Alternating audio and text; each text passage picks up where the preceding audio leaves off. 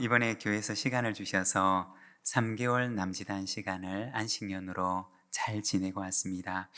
며칠 전에 교회 옆에 골목을 내려가는데 한 집사님을 만났습니다. 얼마나 반가워해 주시는지 제가 돌아서서 생각하기를, 내가 뭔데 이렇게 반가워해 주시나 라고 생각을 하면서 참 몸둘 바를 몰랐던 기억이 있습니다. 과분한 사랑을 베풀어 주신 성도님들과 또 교회에 감사를 드립니다. 얼마 전에 어떤 분의 대문 앞에 꽃다발 하나가 걸려 있는 것을 보았습니다. 거기에는 작은 메모 하나가 붙어 있었는데 이렇게 적혀 있었습니다. 안 생길 것 같죠? 생겨요. 좋은 일. 이 글귀를 보고 참 마음에 와닿아서 사진을 찍어서 저렇게 이제 화면에 띄우고 있는데, 누구 집 때문이냐? 우리 집 때문입니다. 네, 여러분, 때로는 낙심되는 일이 찾아오면 거기에 짓눌려서 좋은 일이 나에게는 안 생길 것처럼 여겨지기도 합니다. 그러나 여러분, 생깁니다. 왜냐하면 우리의 인생을 인도하시는 하나님께서 선하시고 좋으신 분이시기 때문입니다. 우리 화면을 다시 한 번만 띄워주십시오. 네, 우리 혹시 글씨가 너무 작나요? 보이시나요? 네, 우리 옆에 분과 함께 인사를 나누는데 우리 저 글을 읽으면서 우리 같이 한번 인사를 하겠습니다. 안 생길 것 같지요? 생겨요. 좋은 일. 네. 낙심케 하는 일이 찾아올 때 거기에서 눈을 들어서 우리의 인생을 아름답게 인도하실 선하신 하나님을 바라보시기를 바랍니다.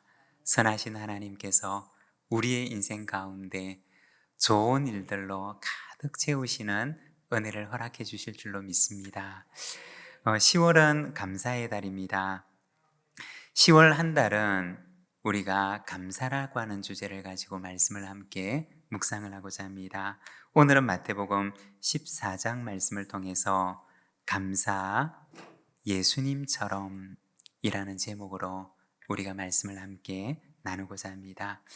오늘 우리가 읽었던 이 말씀에서는 빈들에서 있었던 이야기를 기록을 합니다.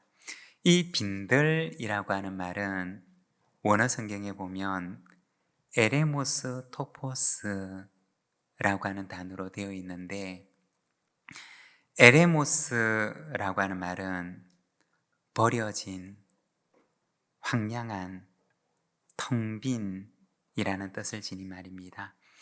그리고 토포스라고 하는 말은 그냥 어떤 지역 혹은 장소를 뜻하는 말입니다. 그러니까 이 에레모스 토포스, 즉 빈들이라고 하는 말은 버려진 곳, 황량한 곳, 텅 빈 곳이라는 뜻을 지닌 말입니다. 그곳은 어떤 곳이냐? 말 그대로 공허하고 비어있고 아무 것으로도 채워지지 않은, 그래서 세상의 어떤 필요로부터 단절되어 있는 곳을 말하는 것입니다. 세상의 필요가 채워지지 않기 때문에 결핍이 존재하는 곳, 그래서 감사할 조건보다는 불평할 조건들이 더 많은 곳, 바로 그곳이 빈들인 것입니다. 그런데 우리가 성경을 보면 예수님께서는 예수님의 생애 가운데 종종 이와 같은 빈들을 찾으셨던 것을 보여줍니다. 공생애를 시작하실 때도 세상의 모든 필요가 단절된 빈들과 같은 광야를 예수님께서는 찾으셨습니다. 하루 일과를 시작할 때도, 그리고 하루 일과를 마치고 나서도 예수님께서는 아무도 없는 한적한 곳을 찾으셨던 것을 우리에게 보여줍니다. 오늘 우리가 읽었던 말씀에서도 빈들을 찾으시는 예수님을 보여줍니다. 여러분, 예수님에게 있어서 이 빈들은 어떤 곳이었을까요? 다른 사람들이 생각하는 것처럼, 세상 모든 사람들이 그렇게 생각하는 것처럼 텅 비어 있는 곳, 공허한 곳, 어떤 필요도 공급받을 수가 없는 쓸모없는 버려진 땅과 같은 곳이 예수님의 빈들이었을까요?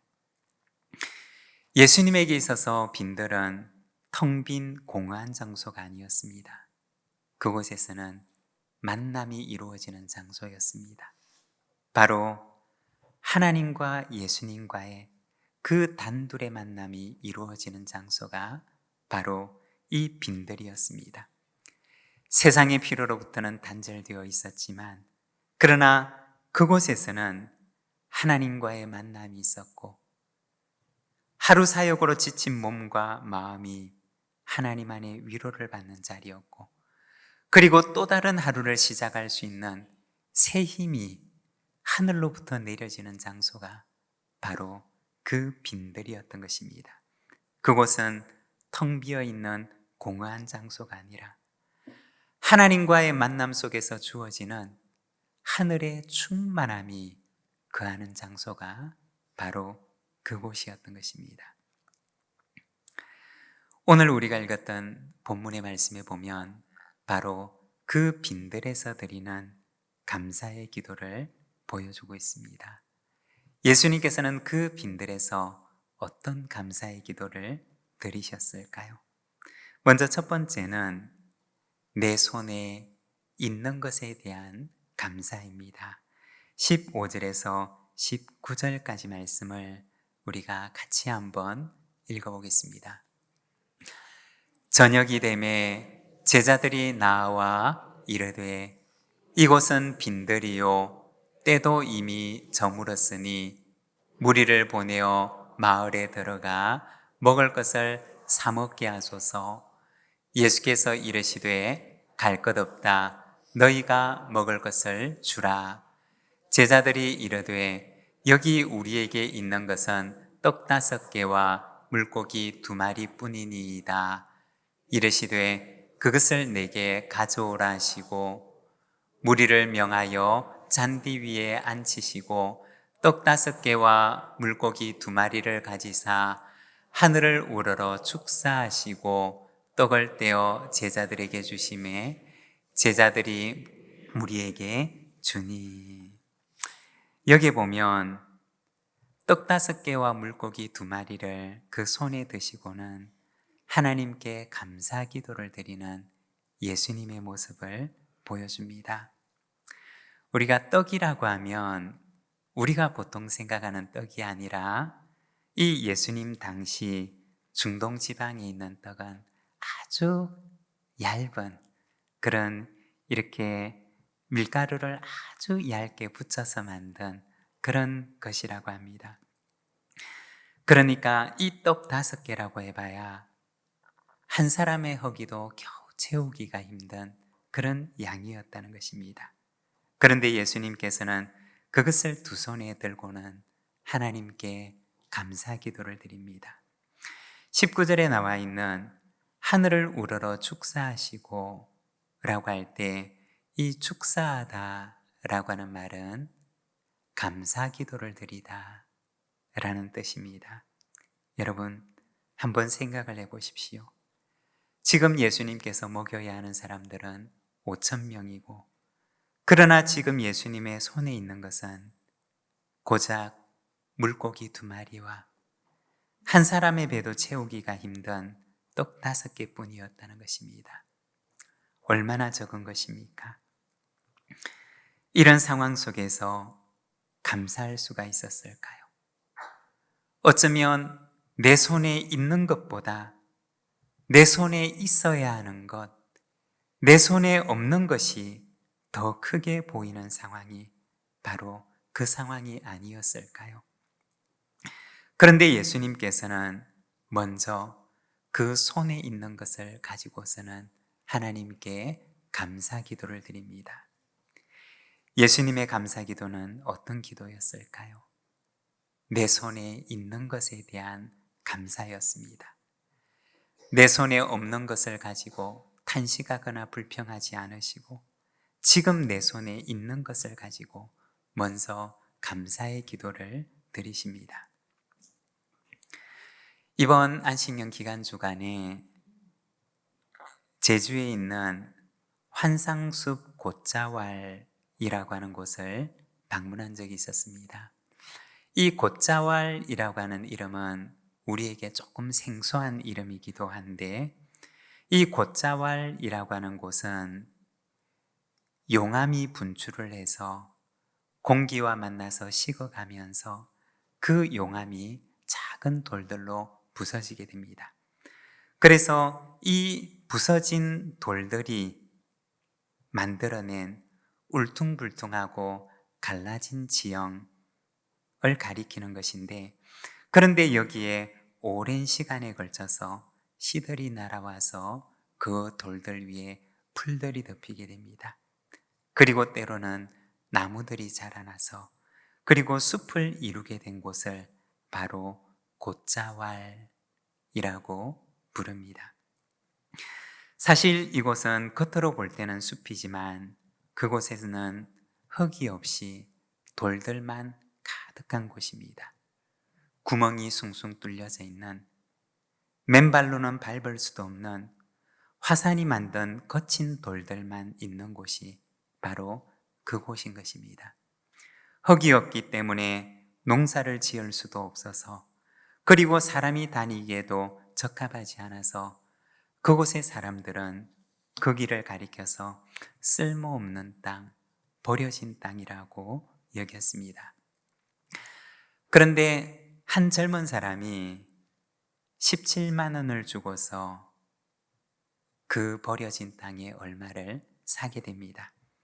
그리고 그는 혼자서 그 숲을 환상숲이라고 부르게 됩니다.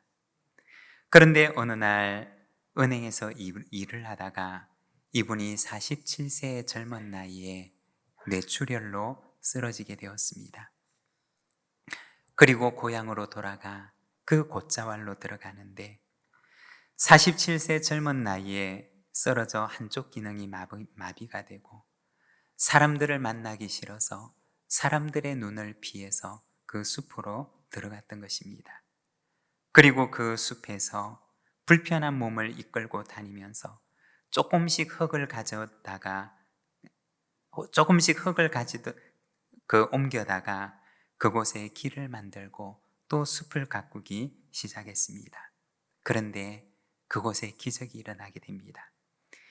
이분이 숲을 돌고 온 지 3년 만에 숲이 이분을 치유했던 것입니다. 잃었던 기능들이 돌아오게 되었고, 그리고 다시 이분이 건강을 되찾게 됩니다. 그리고 딸과 함께 자신이 가꾸어가는 그 숲에 사람을 초청하기 시작했습니다. 그리고 숲의 생명력과 그 숲의 생태계에 대해서 해설을 하는 일을 하게 되었습니다. 20대 딸과 둘이서 한 달 내내 사람들을 초청해서 해설을 하였는데 그 첫 달에 얻은 수입이 20만 원이었다고 합니다. 딸이 아빠에게 아빠, 우리 둘이서 한 달 내내 일했는데 수입이 20만 원밖에 안 되네요 라고 이야기를 하니까 그 아빠가 얘기를 하더랍니다. 그래, 그런데 생각해보면 17만 원 투자해서 한 달 만에 20만 원 벌었으니까 이거 얼마나 수지 맞는 일이냐 라고 얘기를 하더랍니다. 그로부터 시간이 30년이 흘렀습니다. 지금은 어떻게 되었을까요?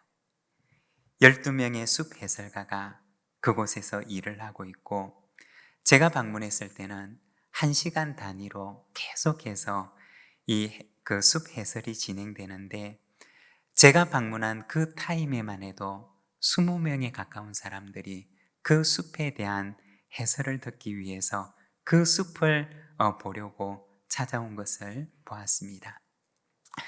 그리고 해설을 마치고 나서 그 숲길을 산책을 하는데 숲 한켠에 서 있는 작은 팻말 하나를 보게 되었습니다.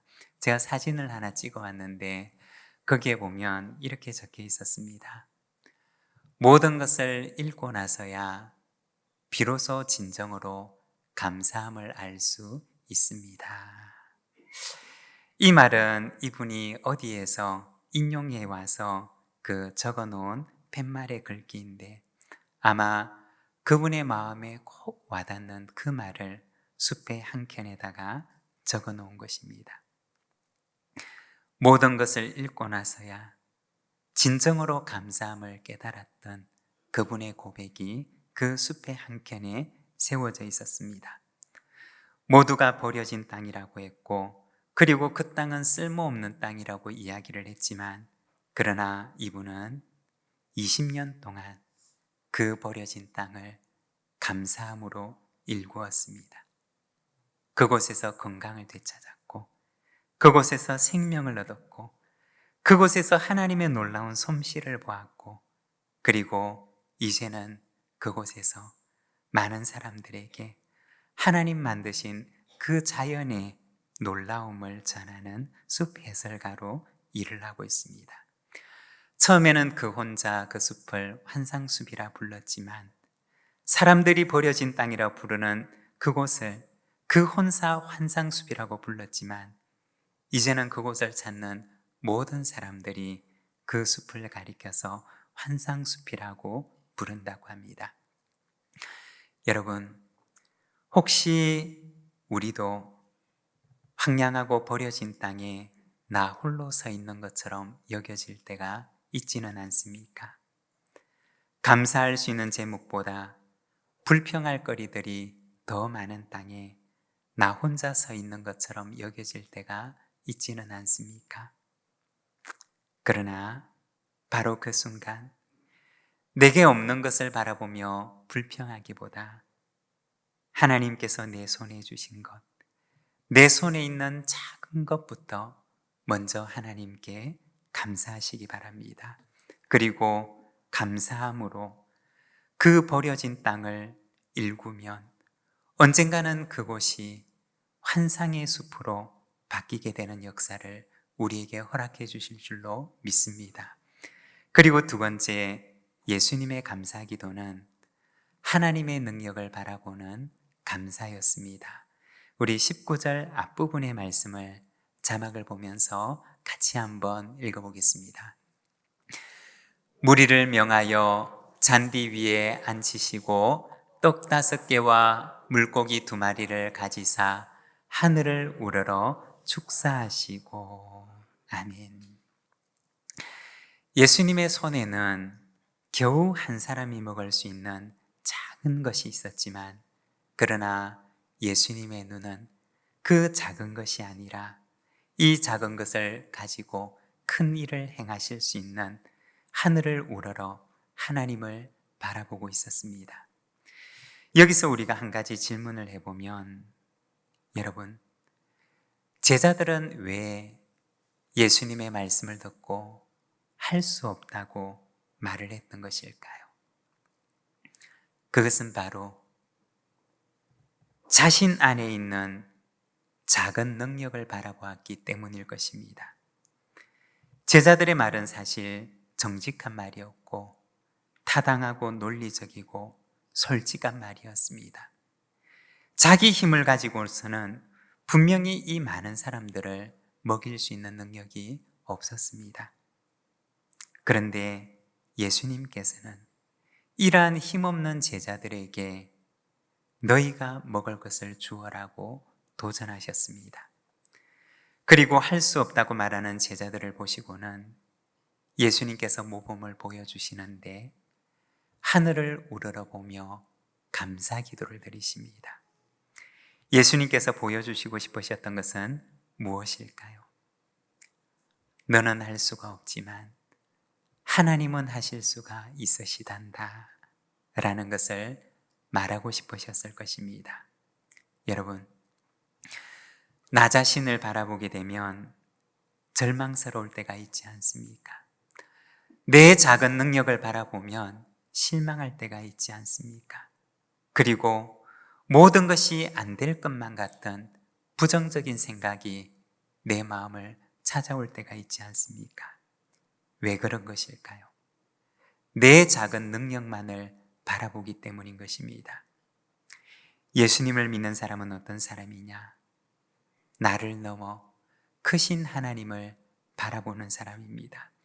비록 손에는 절망스러운 현실이 놓여 있을지라도, 그러나 눈을 들어서 이 작은 것을 가지고 큰 일을 행하실 수 있는 크신 하나님의 능력을 바라보는 사람인 것입니다.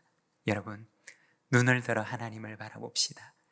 내 작은 능력이 아니라 하나님의 크신 능력이 우리에게 놀라운 기적과도 같은 일을 이루어 주실 줄로 믿습니다. 그리고 세 번째, 예수님의 감사 기도는 하나님 아버지의 마음을 바라보는 감사입니다. 19절 뒷부분부터 21절까지 말씀을 우리가 자막을 보며 함께 봉독하겠습니다.